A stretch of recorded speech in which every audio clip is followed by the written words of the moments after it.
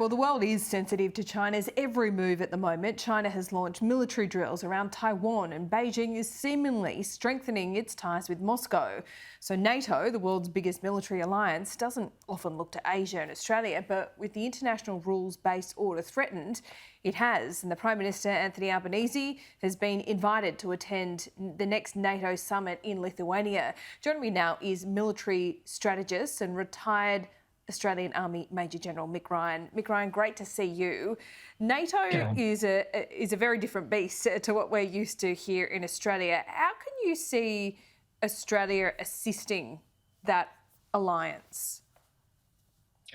Well, NATO is an alliance we've worked with before. We certainly worked with in Afghanistan for over a decade, and for decades before that, the Australian military generally aligned its standards with those of NATO, so there was commonality in processes, equipment and logistics. So we do have a relationship with them, and it's in our benefit to continue that relationship. Yeah, obviously NATO, as I mentioned at the outset, doesn't really have always a lot of interest in Asia and Australia, but they look more broadly at the international rules-based order. With China and Russia seemingly getting a lot closer, how might that alliance affect the Pacific and what China has done with its growing influence there? Well, it's in Australia's interest to have a secure Europe.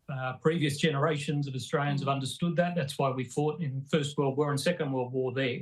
And it continues to be important to Australia's prosperity and security. So NATO is vital to Australia.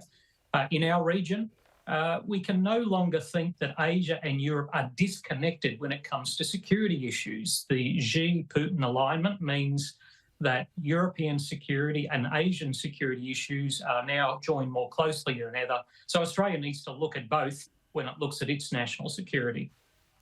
How worried should we be about this standoff in the Taiwan Strait at the moment? It seems there are 20 ships, half of them Taiwanese, half of them Chinese.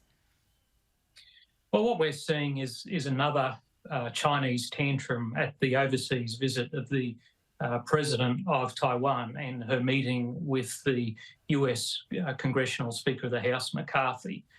These are becoming more and more regular. And in essence, what the Chinese are doing are trying to boil the frog, slowly but carefully ratchet up the level of activity around Taiwan and avoid any American retaliation in both an economic or military sense while the Chinese improve their capabilities.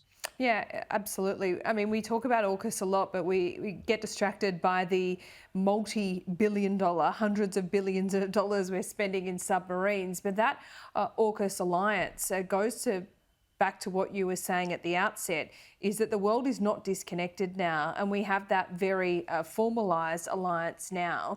Do you think that gets Australia involved in conflicts we may not necessarily have been involved in?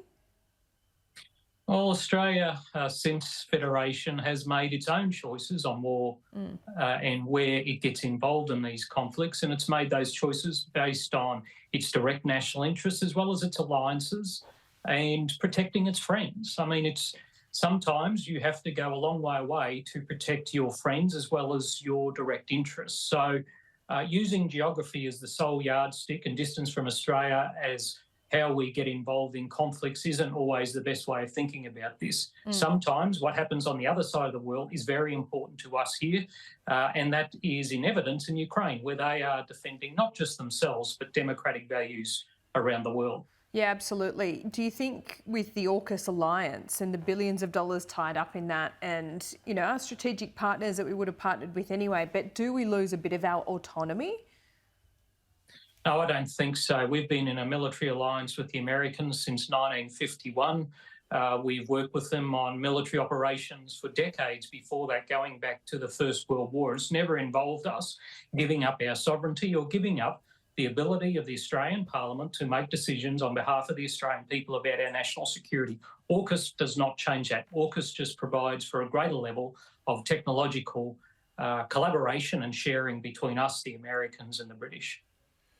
Mick Ryan, great to talk to you this morning. Happy Easter. Thanks so much for your time. Same to you. Thank you.